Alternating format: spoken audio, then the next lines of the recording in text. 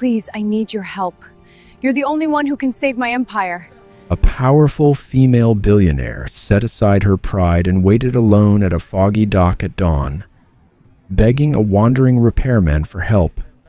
She had no idea that the man with calloused hands was actually a genius architect, whose life's work had been stolen by her ex-husband 12 years ago.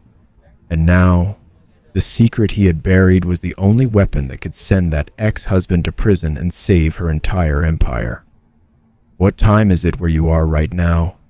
And what's outside your window? Drop it in the comments. I want to know the beautiful place this story is reaching.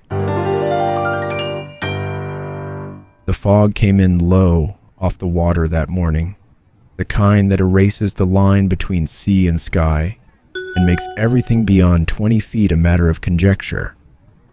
Maeve had been standing at the dock for 40 minutes. She was 38, CEO of a real estate company managing assets in 11 cities.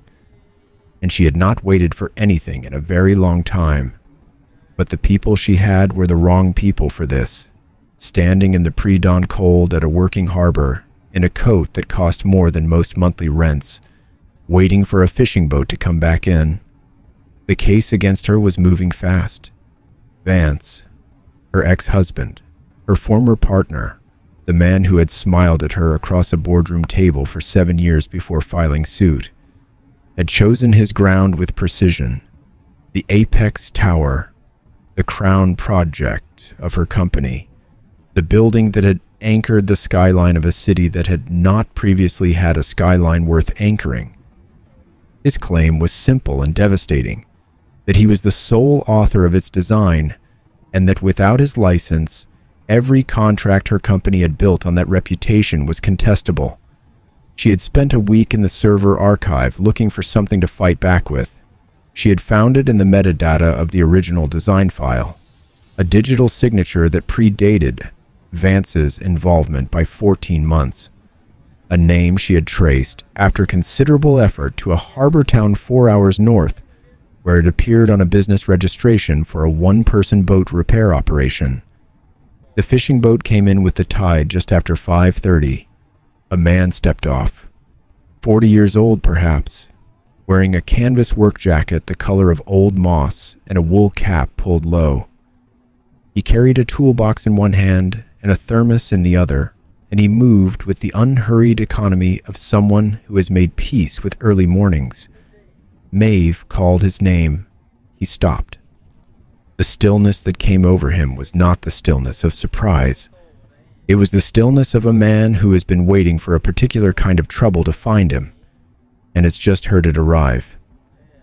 "Callum," she said, "I know who you are. I know what you built." He looked at her, a long, assessing look, the kind that takes the full measure of a situation before committing to a response. "You have the wrong person," he said. His voice was level.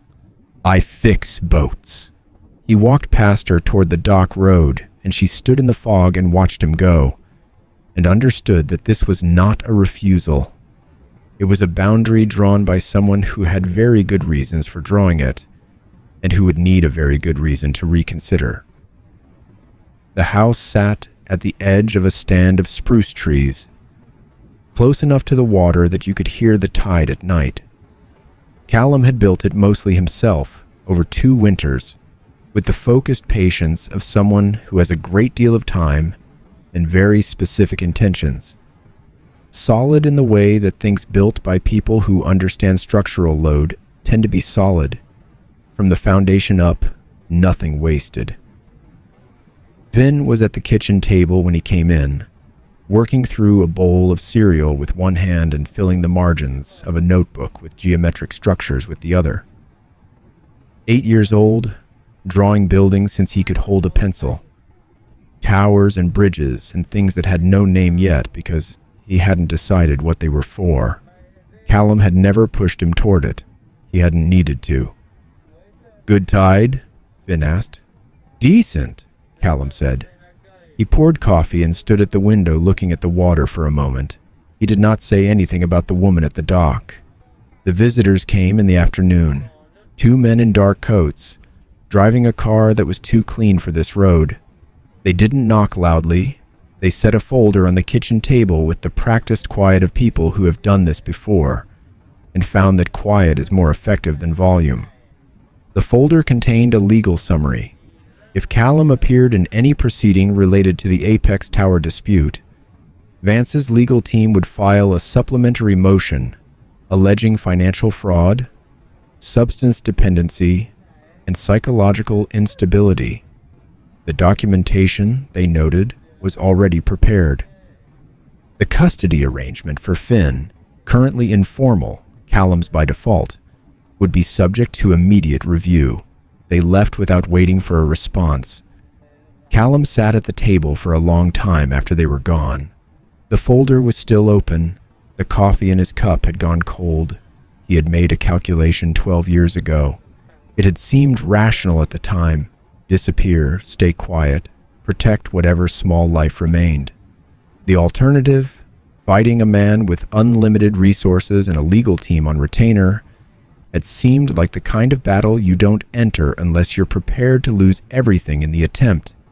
He had not been prepared. He had Finn to think about. Even then, before Finn was born, when Finn's mother was still alive and the future had a different shape. The calculation had held for 12 years. Finn came in from the back room where he'd been reading, stopped when he saw his father's face, and looked at the open folder on the table. He had been behind the door when the men were there. Callum had not known that. "Dad," he said, "you always tell me, when you pour a foundation, you can't lie about the materials, because it'll fall down and people will get hurt." He paused.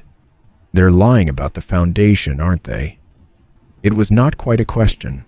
Callum looked at his son for a long moment, then he closed the folder. "Go finish your drawing," he said. He picked up his phone and dialed. "Get your lawyers ready," he said when Maeve answered. "I'm coming in." The offices of Maeve's legal team occupied the 14th floor of a building with a marble lobby and a receptionist who assessed visitors in the first 3 seconds. She assessed Callum, canvas jacket, work boots, no briefcase, and arrived at a conclusion her expression did not conceal. Inside, 3 lawyers in expensive suits looked at Callum the way people look at something unexpected on a table. Maeve said his name, said the word architect, and watched the posture in the room change. He did not sit down immediately. He stood at the whiteboard at the far end of the room and picked up a marker and began to draw, not explaining, not introducing himself, just drawing, and within 4 minutes had produced a structural diagram of the Apex Tower's 42nd floor load distribution system that made the senior lawyer, who had an engineering background from before law school, lean forward in his chair. 14 points, Callum said. He set the marker down. 14 places where the design that was filed under Vance's name deviates from the original. Not in ways that affect the building's function. He wasn't incompetent enough to compromise the structure. In ways that obscure the underlying logic. Because he didn't understand the underlying logic. He looked at the diagram. The wind load algorithm on the cantilevered beams on floor 42. He changed the coefficient by 0.03%. Enough to file as a modification. Not enough to matter structurally. But the original coefficient is not an industry standard. It's a value I derived from a specific set of equations I developed for this project. And this project only. The lawyers looked at each other. "Can you prove derivation?" the senior one asked. Callum said he needed a car. They drove 2 hours north past the harbor town to a post office in a place that barely qualified as a village. Callum went to the counter and presented identification and came back with a key that opened a postal safe deposit box he had been paying the annual fee on for 12 years. Inside was a notebook, spiral bound, the cover stained with what might have been coffee, the pages dense with pencil and ink, equations filling the margins, structural sketches crossing the lines, small notations in the handwriting of someone thinking very fast and needing to keep up with themselves. The senior lawyer held it carefully, turning pages. "This is dated," he said. "Every entry," Callum said. "The wind coefficient derivation is on page 61. November 12 years ago, 4 months before the Apex filing." The lawyer looked up. "How did you know to keep it?" Maeve asked. Callum looked at her steadily. "Because I knew him," he said. "And I knew what he was." That night, working late with takeout on the table and the city visible through the glass, Maeve told him about the years after the divorce, understanding slowly, then all at once the shape of what she had been living inside, the control that looked like protection, the isolation that looked like privacy. Callum listened without rushing to fill silences. When she finished, he was quiet for a moment. "He does the same thing in both cases," he said. "He takes something someone else built and puts his name on it. The building, the marriage." He paused. "He doesn't know how things are made. He only knows how to claim them." The proceeding was closed. No press, no public gallery, which meant the silence in the room was the silence of people who understood that what was about to happen mattered considerably. Vance had arrived with 4 lawyers and the confidence of a man who has won by superior resources before, and sees no reason today should be different. He sat with his arms loosely folded and watched Callum enter with an expression of mild, deliberate contempt.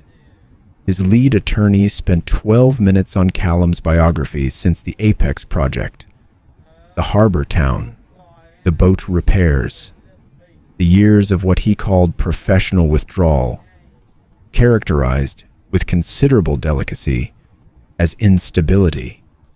He mentioned the pending supplementary motion without specifying it, a strategic ghost left to hover in the room. The judge listened without expression. The arbitration panel listened without expression. Callum listened without expression. When it was his turn, he stood and asked for the Apex Tower blueprints to be displayed on the room's screen.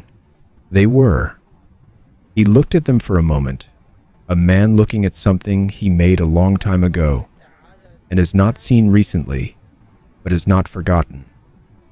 "Mr. Harrington," he said, addressing Vance directly, with the calm of someone who has decided to conduct this as a technical conversation. "Floor 42, the cantilevered east facade.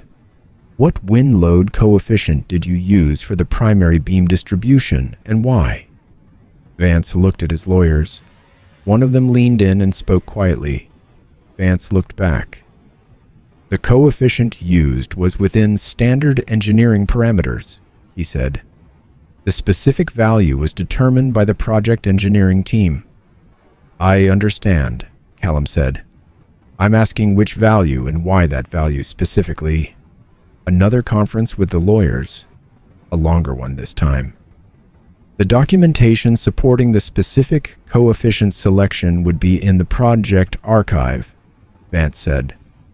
"It would," Callum said. He turned to the panel. "The coefficient used is 0.873. That value does not appear in any published wind load standard. It is not an industry default. It was derived specifically for the geometry of this building using a computational method I developed during the design phase of this project." He paused. "One beat. I will now derive it again from first principles in this room." He went to the whiteboard. What followed was 11 minutes of mathematics. He worked from memory, not performing it, just using it, the way he used any tool without ceremony. The equations filled the board in 2 columns, each step annotated in the compact notation of someone who has taught this and knows where the thread is lost. He reached the final value and circled it. 0.873. The room was very quiet. Vance's lead attorney was writing something on a legal pad. He stopped writing.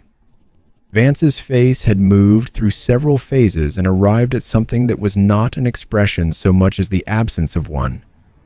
The specific blankness of a man who has just understood that the architecture of the last 12 years has a flaw he cannot fix. Callum returned to the table.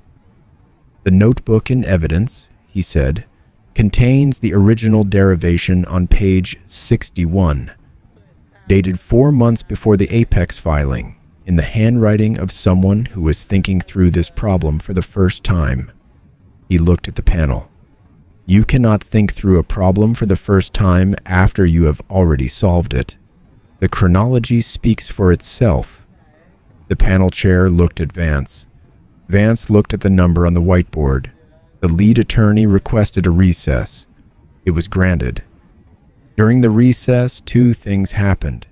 The FBI agents who had been coordinating with Maeve's team for the past 3 weeks entered the building, and Vance's lawyers had a conversation with Vance that was, by all accounts, very short.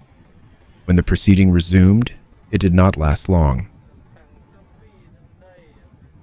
2 months later, Vance was convicted on 3 counts: fraud, intellectual property theft, and financial misrepresentation in a commercial dispute, and his professional license was permanently revoked. The judge's remarks at sentencing were brief, and in the opinion of everyone present who read them afterward, precisely sufficient. Callum's name was restored to the Apex Tower record. A brass plate was installed in the lobby. Small, understated, positioned where the light from the east windows caught it in the morning. He had not asked for it. He did not object to it. He declined the 3 firm partnerships that were offered in the following weeks. He accepted a position as independent design director for Maeve's company, part-time, flexible, with a contract clause that guaranteed him the school pickup run every afternoon. On a Saturday in early spring, Maeve drove the 4 hours north. She brought groceries because Finn had mentioned, in passing, that his father never remembered to buy good coffee, and she had remembered this and thought about it for 2 weeks before doing anything about it. Finn was at the kitchen table with a new sketchbook, working on something that appeared to be a bridge, or possibly a building, or possibly something that had not been named yet. He looked up when she came in. "You're the lady from the thing," he said. "I'm Maeve," she said. "I know," he said. He looked back at his drawing. "Dad talks about you." Callum came in from the back and took the groceries without comment and put the coffee on. Maeve sat across from Finn and looked at the drawing. "What's this part?" she asked, pointing. Finn explained.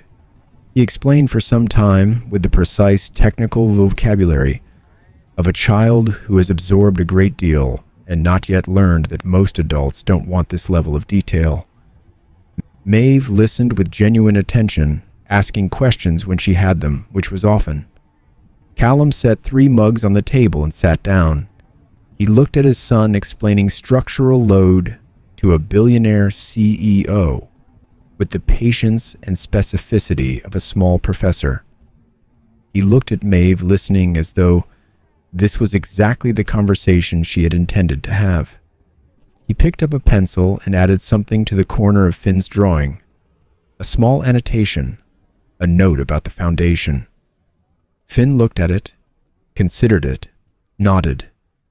"Better," Finn said. Outside, the spring light came through the window and lay across the table, across the drawing and the coffee mugs, and the 3 people beginning, without having formally decided to do so, to build something new. No lies in the foundation this time. Dear friend, the story you just followed is a work of fiction, built from something that is not fiction at all. The particular cruelty of having your work taken and your name erased, and the long, quiet damage that cruelty does to a person who is trying to protect something more important than their reputation. Callum is not real. But the architects, writers, engineers, and creators whose work has been claimed by people with more power and fewer scruples, They are very real. The decade of silence that follows, the careful small life built around the wound, that is real too. This story holds one truth at its center. You cannot fake understanding. You can wear the credential, file the patent, stand at the podium, but when someone who actually built the thing asks you a specific question about how it works, there is nowhere to go. Intelligence is not transferable. Integrity is not cosmetic. And the people who have been silenced the longest sometimes carry the most precise and devastating answers. Subscribe to QH Incredible Stories. Every week, another soul worth believing in. And drop a comment. Has someone ever underestimated you completely, only to regret it? Thank you for always choosing the side of truth.